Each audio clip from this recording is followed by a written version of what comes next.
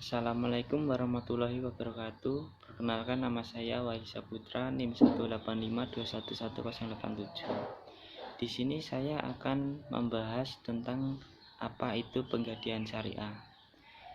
Dan di sini saya akan langsung saja membahas tentang apa itu gadai dan penggadaian syariah, bagaimana sejarah penggadaian syariah, dasar hukum gadai, dan tujuan kegiatan atau usaha pegadaian tersebut.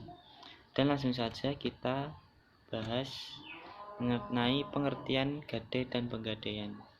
Gadai merupakan suatu hak yang diperoleh oleh orang yang berpiutang atas suatu barang yang bergerak yang diserahkan oleh orang yang berpiutang sebagai jaminan utangnya, dan barang tersebut dapat dijual oleh yang berpiutang bila yang berhutang tidak dapat melunasi kewajibannya pada saat jatuh tempo. Dan penggadaian merupakan suatu lembaga keuangan bukan bank yang memberikan pinjaman kepada masyarakat dengan ciri yang khusus, yaitu secara hukum gadai bahwa calon peminjam mempunyai kewajiban untuk menyerahkan barang bergerak miliknya sebagai agunan kepada perusahaan pegadaian, disertai dengan pemberian hak kepada pegadaian untuk melakukan penjualan secara lelang. Lelang dimaksudkan sebagai penjualan barang agunan oleh perusahaan pegadaian apabila setelah batas waktu perjanjian kredit berakhir, nasabah tidak dapat melunasi pinjaman atau menebus barang tersebut atau tidak memperpanjang kredit. Dan dalam fikih muamalah dikenal dengan kata pinjaman dengan jaminan yang disebut ar-rohon, yaitu menyimpan suatu barang sebagai tanggungan utang. Ar-rohon atau gadai menurut bahasa berarti al-subut dan al-habs, yaitu penetapan dan penahanan. Secara etimologi berarti tetap dan lama, yakni tetap atau berarti pengekangan dan keharusan, sedangkan menurut terminologi rohon yaitu penahanan terhadap suatu barang dengan hak sehingga dapat dijadikan sebagai pembayaran dari barang tersebut. Dengan demikian, ar-rohon atau gadai merupakan suatu akad utang piutang dengan menjadikan barang yang memiliki nilai harta menurut sebagai jaminan marhun bih, sehingga rahin atau penggadai boleh mengambil marhun bih. Dan penggadaian syariah merupakan sebuah lembaga gadai yang dapat menjalankan operasionalnya berpegang kepada prinsip syariah.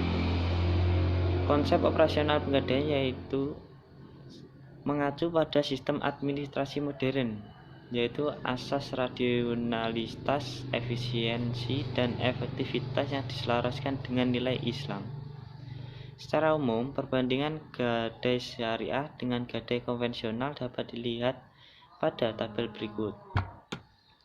Di sini tabel akan saya jelaskan apa bedanya penggadaian syariah dan penggadaian konvensional.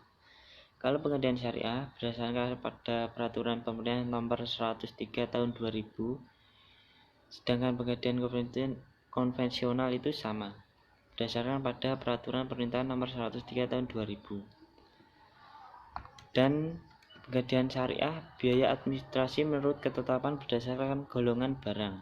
Kalau penggadaian konvensional biaya administrasi berdasarkan presentasi golongan barang. Dan penggadaian syariah ini, bila mana lama pengembalian pinjaman lebih dari akad, barang gadai nasabah dijual kepada masyarakat. Kalau penggadaian konvensional, bila mana lama pengambilan pinjaman lebih dari pinjaman, barang gadai dilelang kepada masyarakat. Dan langsung saja kita menganjak ke sejarah penggadaian syariah. Perkembangan lembaga-lembaga ekonomi Islam memiliki marak pada akhir dasawarsa abad 20 ini. Hal ini ditandai dengan dikeluarkannya Undang-Undang Nomor 7 Tahun 1992 dan penyempurnaan menjadi Undang-Undang Nomor 10 Tahun 1992 tentang pokok-pokok perbankan beserta semua ketentuan pelaksanaannya, baik berupa peraturan pemerintah, keputusan Menteri Keuangan maupun surat edar Bank Indonesia. Pemerintah telah memberi peluang berdirinya lembaga keuangan syariah yang beroperasi berdasarkan sistem bagi hasil. Kondisi ini telah dimanfaatkan sebaik-baiknya oleh umat Islam dengan berdirinya perbankan Islam yang diberi nama Bank Muamalah.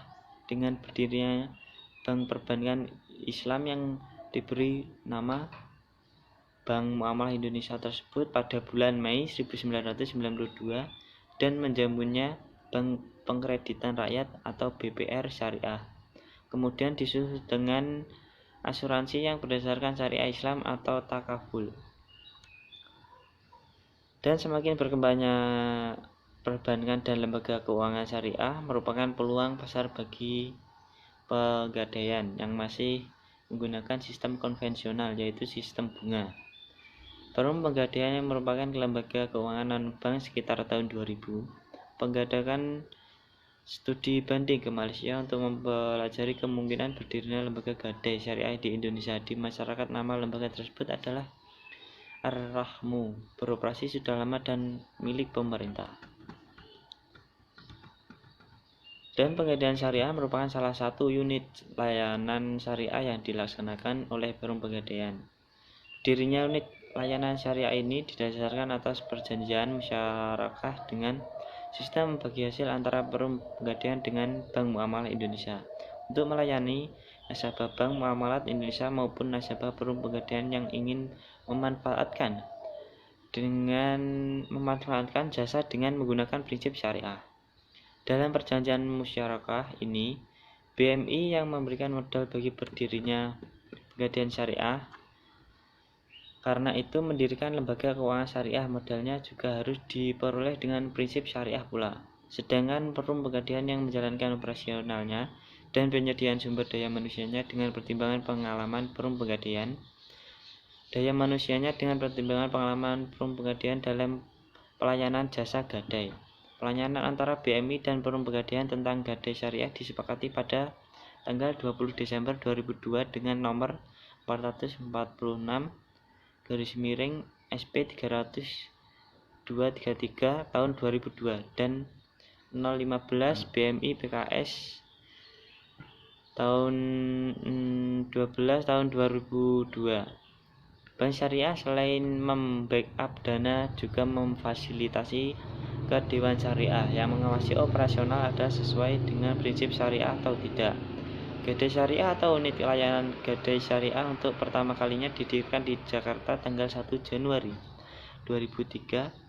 Kemudian kota Jakarta, Semarang, Solo, Bandung, Padang, Denpasar, Balikpapan, Medan, dan kota-kota besar lainnya.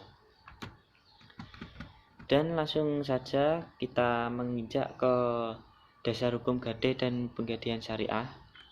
Apa itu dasar hukum? Yang menjadi landasan dasar syariah adalah ayat-ayat Al-Quran, hadis Nabi Muhammad SAW, ijma ulama, dan fatwa MUI.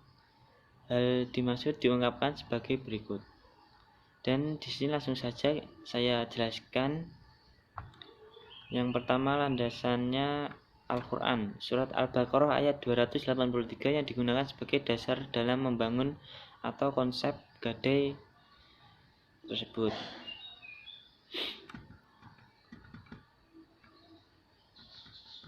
Dengan mencermati surat Al-Baqarah ayat 283 tersebut, dapat dikatakan bahwa dalam muamalah tidak secara tunai ketika safar dan tidak terdapat penulis untuk menuliskan transaksi itu, maka ar-rahan dalam kondisi itu hukumnya sunnah. Dalam kondisi mukim, hukumnya mubah. Dari ayat tersebut juga terkandung makna ar-rahan boleh dilakukan baik ketika safar maupun mukim. Sekilas ayat tersebut secara literal mengindikasikan bahwa rahan dilakukan oleh seseorang ketika dalam keadaan musafir. Bahwa rahan dilakukan oleh seseorang ketika dalam keadaan musafir ini, hal ini bukan berarti dilarang dilakukan oleh orang yang menetap atau bermukmin. Sebab keadaan musafir ataupun menetap bukanlah merupakan suatu persyaratan keabsahan transaksi rahan. Apabila terdapat sebuah hadis yang mengisahkan bahwa Rasulullah menggadaikan baju besinya kepada seorang Yahudi untuk mendapatkan makanan bagi keluarganya pada saat beliau tidak melakukan perjalanan. Dan yang kedua, hadis Nabi Muhammad SAW, dasar hukum yang kedua dijadikan rujukan dalam membuat rumusan gadai syariah adalah yang pertama, hadis Aisyah radhiyallahu anhu yang diriwayatkan oleh Imam Muslim. Sesungguhnya Nabi Shallallahu alaihi wasallam membeli bahan makanan dari seorang Yahudi dengan cara berhutang dan beliau menggadaikan baju besinya. Dan yang kedua, hadis dari Anas bin Malik radhiyallahu yang diriwayatkan oleh Ibnu Majah yang berbunyi, telah meriwayatkan kepada kami Nashr bin Ali al-Jahdami, aku telah meriwayatkan kepada kami Isya bin Khattah An-Nas berkata, sungguh Rasulullah Shallallahu alaihi wasallam menggadaikan baju besinya kepada seorang Yahudi di Madinah dan menukarnya dengan gandum untuk keluarganya. Dan yang ketiga, hadis dari Abu Hurairah yang diriwayatkan oleh Imam Al-Bukhari yang berbunyi, telah meriwayatkan kepada kami Muhammad bin Mudkhatil, mengabarkan kepada kami Abdullah bin Mubarak, menggambarkan kepada kami Zakaria dari Abu Hurairah dari Nabi Shallallahu alaihi wasallam bahwa beliau bersabda, kendaraan dapat digunakan dan hewan ternak dapat pula diambil makanannya. Apabila digadai, pegadaian wajib memberikan nafkah dan penerima gadai boleh mendapatkan manfaatnya. HR Al-Bukhari. Dan yang ketiga, hadis riwayat Abu Hurairah radhiyallahu anhu yang berbunyi, barang gadai tidak boleh disembunyikan dari pemilik yang menggadaikannya, baginya resiko dan hasilnya. Hadis riwayat Asy-Syafi'i dan Ad-Daruqutni. Dan yang ketiga, ijma ulama. Jumhur ulama menyepakati kebolehan satu hukum gadai. Hal dimaksud berdasarkan pada kisah Nabi Muhammad SAW yang menggadaikan baju besinya untuk mendapatkan makanan dari seorang Yahudi. Pada ulama juga mengambil indikasi dari contoh Nabi Muhammad tersebut ketika beliau beralih dari yang biasa bertransaksi kepada para sahabat yang kaya kepada seorang Yahudi, bahwa hal itu tidak lebih sebagai sikap Nabi Muhammad SAW yang tidak mau memberatkan pada sahabat yang biasanya enggan mengambil diganti ataupun harga yang diberikan oleh Nabi Muhammad SAW kepada mereka. Dan yang keempat, ini ijtihad ulama. Perjanjian gadai yang diajarkan dalam Al-Quran dan hadis itu dalam pengembangannya selanjutnya dilakukan oleh para fuqaha dengan jalan ijtihad dengan kesepakatan para ulama bahwa gadai diperoleh, dan para ulama tidak pernah mempertentangkan kebolehannya, demikian juga dengan landasan hukumnya. Namun demikian, perlu dilakukan pengkajian ulang yang lebih mendalam bagaimana seharusnya penggadaian menurut landasan hukumnya. Asy-Syafi'i mengatakan Allah tidak menjadikan hukum kecuali dengan barang berkriteria jelas dalam serah terima. Jika kriteria tidak berbeda dengan aslinya, maka wajib tidak ada keputusan.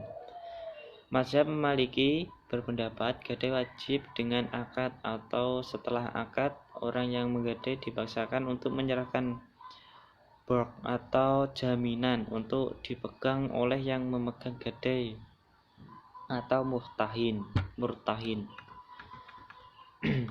Jika jaminan sudah berada di tangan pemegang penggadai, seorang yang menggadai mempunyai hak memanfaatkan. Berbeda dengan pendapat Imam Syafi'i yang mengatakan hak memanfaatkan berlaku selama tidak merugikan atau membahayakan pemegang gadaian. Dan yang kelima, fatwa Dewan Syariah Nasional. Fatwa Dewan Nasional Majelis Ulama Indonesia (DSN MUI) menjadi salah satu rujukan yang berkenaan gadai syariah. Di antaranya yang dikemukakan yang pertama adalah Fatwa Dewan Syariah Nasional Majelis Ulama Indonesia nomor 25 DNS MUI 3/2002 tentang Ar-Rohn. Dan berikutnya yang kedua ini Fatwa Dewan Fatwa Syariah Nasional 25 DNS MUI 3 2002 tanggal 26 Juni 2002 yang menyatakan bahwa pinjaman dengan menggadaikan barang sebagai jaminan utama dalam bentuk rohan diperoleh dengan ketentuan sebagai berikut. Ketentuan umumnya itu yang pertama adalah murtahin mempunyai hak untuk menahan barang jaminan sampai semua utang rahin dilunasi. Yang kedua, marhun dan manfaatnya tetap menjadi milik rahin. Pada prinsipnya, marhun tidak boleh dimanfaatkan oleh murtahin kecuali izin rahin.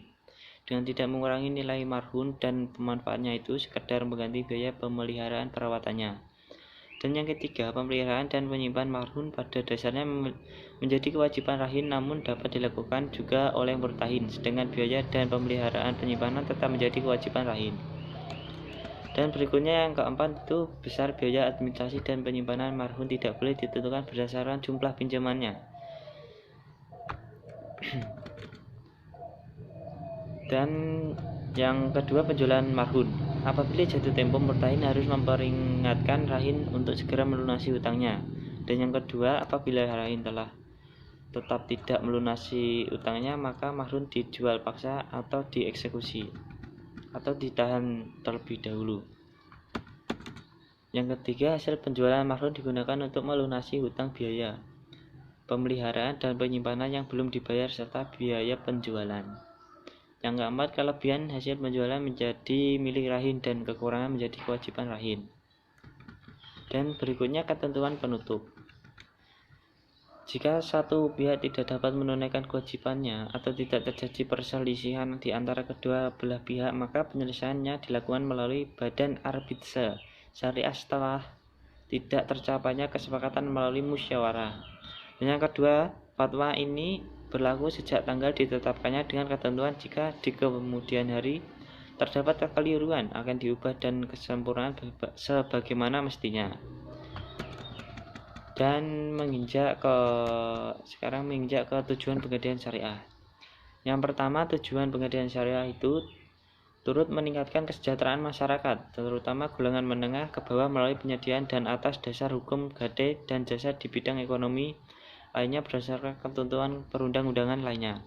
Dan yang kedua, menghindarkan masyarakat dari gadai gelap dan praktek pribadi badan pinjaman tidak wajar lainnya.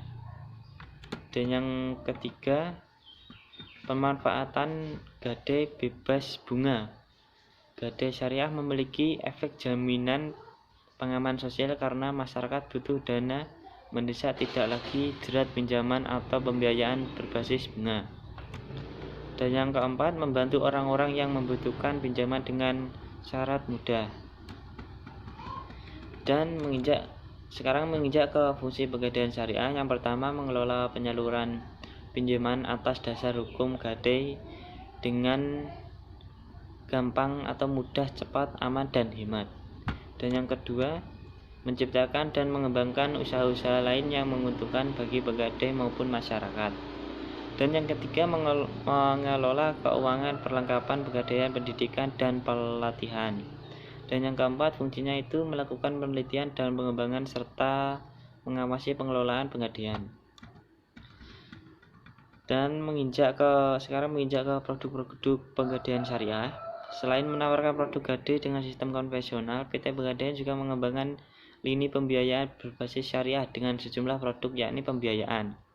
Yang pertama, rohan. Pembiayaan rohan dari Pegadaian syariah adalah solusi tepat kebutuhan dana cepat dan sesuai syariah. Prosesnya cepat, hanya dalam waktu 15 menit, dana cair dan aman penyimpanannya. Dan yang kedua, arum.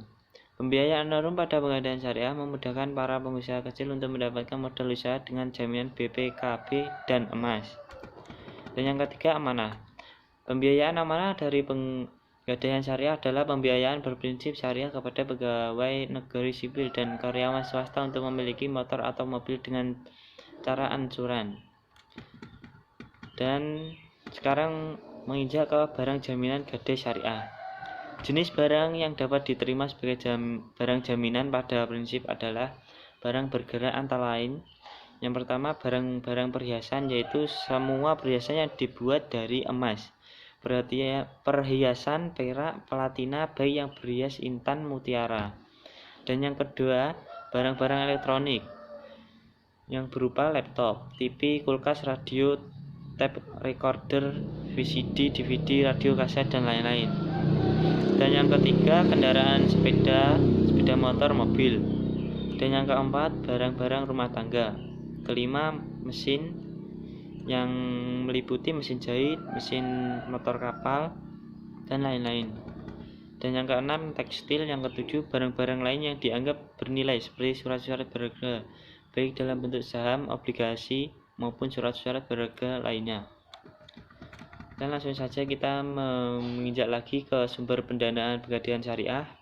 Pegadaian sebagai lembaga keuangan tidak diperkenankan menghimpun dana secara langsung dari masyarakat. Dan bentuk simpanannya, misalnya giro, deposit, dan tabungan.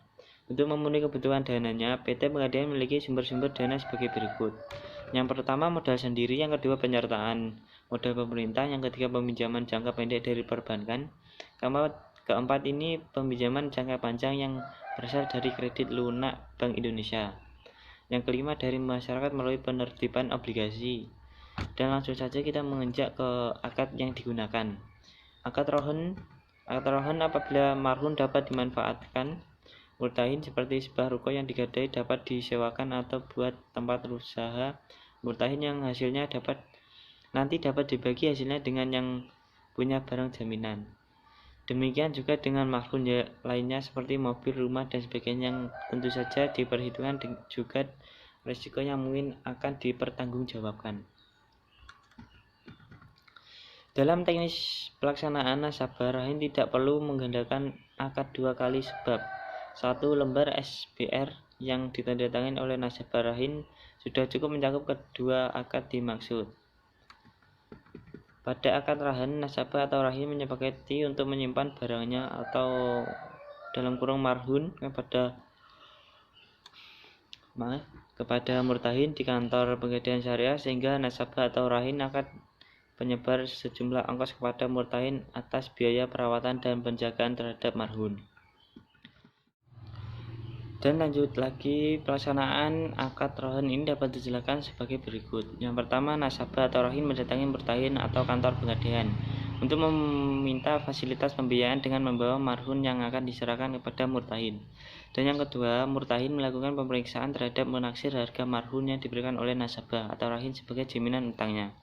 Dan yang ketiga, setelah semua persyaratan terpenuhi, maka murtahin dan nasabah atau rohin akan melakukan akad. Dan yang keempat, setelah akad dilakukan, maka murtahin akan memberikan sejumlah marhum B atau pinjaman yang diinginkan oleh nasabah atau rahim, di mana jumlahnya disesuaikan dengan nilai taksir barang atau di bawah nilai jaminan. Dan yang kelima, sebagai pengganti biaya administrasi dan biaya perawatan, maka nasabah atau rahim akan memberikan sejumlah ongkos kepada murtahin.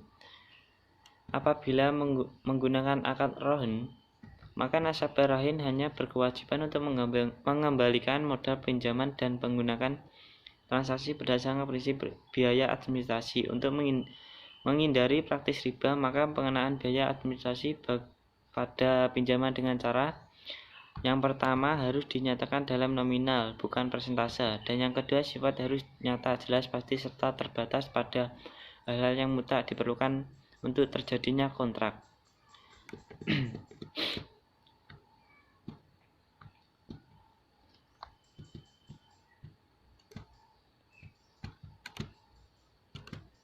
Ya, dan kita akan menginjak ke akad mudharabah.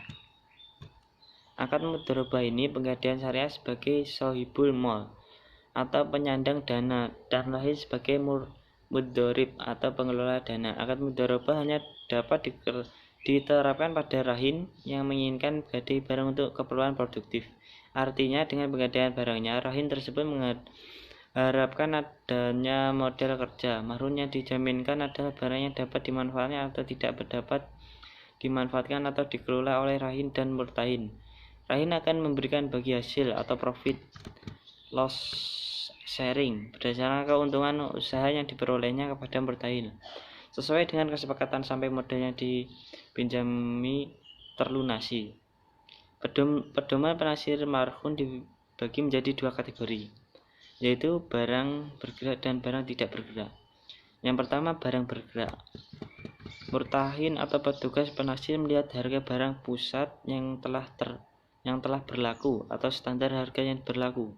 Dan yang kedua, murtahin atau petugas penaksir melihat harga pasar setempat dari barang.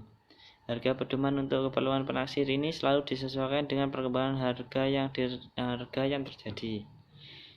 Yang ketiga, murtahin atau penaksir melakukan uji kualitas marhun. Dan yang keempat, murtahin atau petugas penaksir menentukan nilai taksir.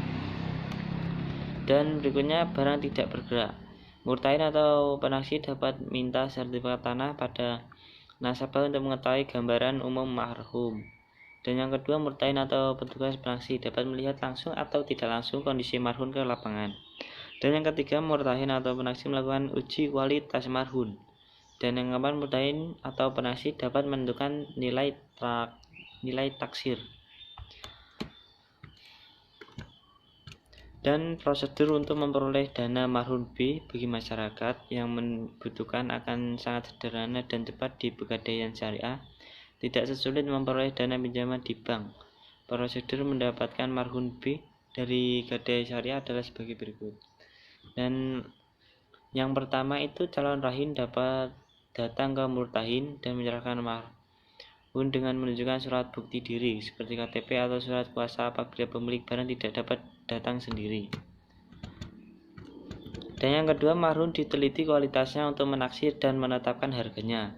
Dan yang kedua, setelah nasabah mendapatkan fasilitas marhum B, maka untuk mengarahkan agar nasabah berhasil dalam usahanya, murtahin akan memantau baik secara langsung maupun tidak langsung kepada usaha yang dilakukan oleh rahin. Dan yang keempat, selanjutnya pembayaran marhum B dilakukan murtahin tanpa ada potongan biaya apapun. Dalam akad mudharabah ini, nasabah berkewajiban melakukan pelunasan marhum B yang telah diterima. Dalam akad ini, nasabah dapat melunasi kewajibannya sebelum pada waktu yang telah ditentukan atau harus menunggu jatuh tempo pelunasannya. Pelunasan marhum B oleh nasabah prosedurnya adalah sebagai berikut. Yang pertama, rahin membayar marhum B kepada murtahin disertai dengan bukti surat gadai. Yang kedua, barang akan dikeluarkan oleh murtahin. Dan yang ketiga, marhum dikembalikan oleh murtahin kepada nasabah. Apabila marhum tidak dapat melunasi utangnya kepada murtahin, maka murtahin berhak untuk melelang atau menjual pada saat jatuh tempo. Ini dibolehkan dengan ketentuan sebagai berikut. Dan yang pertama itu, penerima gadai harus terlebih dahulu mencari tahu keadaan nasabah atau penyebab belum lunasnya utang tersebut. Dan yang kedua, dapat memperpanjang tenggang waktu pembayaran. Dan yang ketiga, apabila murtahin benar butuh uang dan rahin belum melunasi marhum B, maka murtahin boleh memindahkan marhum kepada murtahin lain dengan izin rahin. Yang keempat, apabila tidak terpenuhi, maka murtahin boleh menjual marhum dan kelebihannya uangnya dikembalikan pada rahin. Dan langsung saja kita menginjak ke akad ijarah. Akad ijarah merupakan penggunaan manfaat atau jasa penggantian kompensasi, yaitu pemilik yang menyewakan manfaat disebut muajir, sedangkan penyewa atau nasabah disebut dengan mustajir. Sesuatu yang diambil manfaat atau tempat penitipan disebut majur, dengan kompensasi atau balas jasa yang disebut dengan ajara atau ujrah. Karena itu, nasabah atau rahin akan memberikan biaya kepada muajir karena telah menitipkan barang untuk dijaga dan dirawat oleh murtahin. Untuk menghindari riba, pengenaan biaya jasa pada barang simpanan rahin mempunyai ketentuan, yaitu yang pertama, harus dinyatakan dalam nominal bukan persentase. Yang kedua, sifatnya harus nyata, jelas, pasti, serta terbatas pada hal-hal yang mutlak diperlukan untuk terjadinya kontrak. Dan yang ketiga, tidak terdapat tambahan biaya yang tidak disebutkan dalam akad awal. Syariah Syihab Al-Din dan Syekh Umairah mendefinisikan ijarah sebagai akad atas manfaat yang diketahui dan disengaja untuk memberi dan memperoleh dengan imbalan yang diketahui ketika itu. Dan Habsyi Al-Siddiqi memberikan arti ijarah sebagai akad yang objeknya adalah penukaran manfaat untuk masa tertentu, yaitu pemilikan manfaat dengan imbalan sama dengan penjualan manfaat. Berdasarkan definisi di atas, bahwa ijarah adalah akad menukar sesuatu dengan ada imbalannya yang diketahui dan disengaja untuk masa tertentu. Kontrak ijarah merupakan penggunaan manfaat atau jasa dengan ganti kompensasi. Pemilik menyewakan masa manfaat tersebut, muajir, sementara penyewa atau nasabah disebut mustajir, serta sesuatu yang diambil manfaatnya tempat penitipan disebut majur, dengan kompensasi atau balas jasa yang disebut ajron atau ujrah. Dengan demikian nasabah akan memberikan biaya jasa atau fee kepada murtahin karena nasabah telah menitipkan barangnya kepada murtahin untuk menjaga atau merawat marhun. Oleh karena itu, melalui penggunaan akad ijarah ini berarti nasabah hanya akan memberikan fee kepada murtahin apabila masa akad ijarah telah berakhir dan murtahin mengembalikan marhun kepada rahin. Karena pegadaian syariah ini media yang tepat untuk memanfaatkan difungsikannya, karena dengan gadai syariah ini, pegadaian syariah sebagai media pengaman barang nasabah. Untuk menghindari dari riba, maka pengenaan biaya jasa pada barang simpanan nasabah dengan cara berikut. Yang pertama, harus dinyatakan dalam nominal, bukan persentase. Yang kedua, sifatnya harus jelas dan pasti setelah terbatas pada hal yang mutlak diperlukan untuk terjadinya kontrak.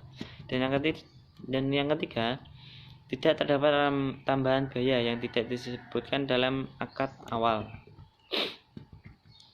Dalam akad ijarah, nasabah berkewajiban melakukan pelunasan biaya simpanan. Dalam akad ini, rahin dapat melunasi kewajibannya sebelum pada waktu yang telah ditentukan atau jatuh tempo.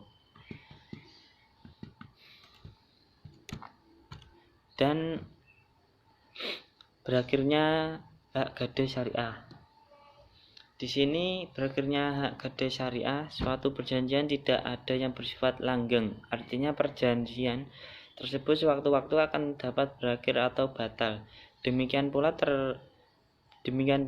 perjanjian gadai. Namun batalnya hak gadai akan sangat berbeda dengan hak-hak yang lain. Menurut Abdul Aziz Dahlan, bahwa hak gadai dikatakan batal apabila: pertama, utang yang terjadi telah dibayar dan terlunasi. Yang kedua, marhun keluar dari kekuasaan murtahin. Dan yang ketiga, para pihak tidak melaksanakan dan menjadi hak dan kewajibannya. Dan yang keempat, marhun tetap dibiarkan dalam kekuasaan pemberi gadai ataupun yang kembalinya atas kemauan yang berpiutang. Sedangkan menurut ulama fikih menyatakan bahwa suatu akad dapat berakhir apabila: yang pertama, berakhir masa berlaku akad itu apabila akad itu memiliki tenggang waktu. Yang kedua, dibatalkannya oleh pihak-pihak yang berakad apabila akad itu mengikat. Dan yang ketiga, dalam suatu akad yang bersifat mengikat akan dapat berakhir apabila akad itu fasid. Yang kedua, berlakunya khiyar syarat, khiyar aib. Yang ketiga, akad itu tidak dilaksanakan oleh satu pihak yang berakad dan telah tercapai tujuan akad itu secara sempurna, dan wafat salah satu pihak yang berakad namun dapat diteruskan oleh wali warisnya. Dengan demikian tidak ada pihak yang dirugikan. Dan selesai materi penggadaian syariah ini, dan saya simpulkan penggadaian merupakan suatu lembaga keuangan, bukan bank, yang memberikan pinjaman kepada masyarakat dengan ciri yang khusus, yaitu secara hukum gadai bahwa calon peminjam mempunyai kewajiban untuk menyerahkan barang berharga miliknya sebagai agunan kepada perusahaan pegadai, disertai dengan pemberian hak kepada pegadai untuk melakukan penjualan secara lelang. Dan penggadaian syariah merupakan sebuah lembaga gadai yang dalam menjalankan operasionalnya berpegang kepada prinsip syariah. Konsep operasi pegadaian syariah mengacu kepada sistem administrasi modern, yaitu asas rasionalitas, efisiensi, dan efektivitas yang diselaraskan dengan nilai Islam. Semua di sini pegadaian syariah itu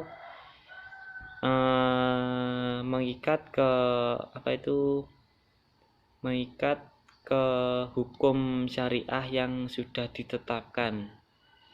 Itu jadi di sini penggadaian syariah itu sangat aman untuk proses gadai pegadai.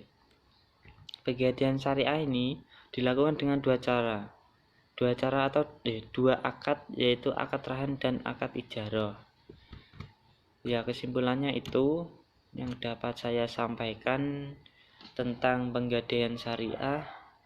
Cukup sekian dan terima kasih. Wassalamualaikum warahmatullahi wabarakatuh.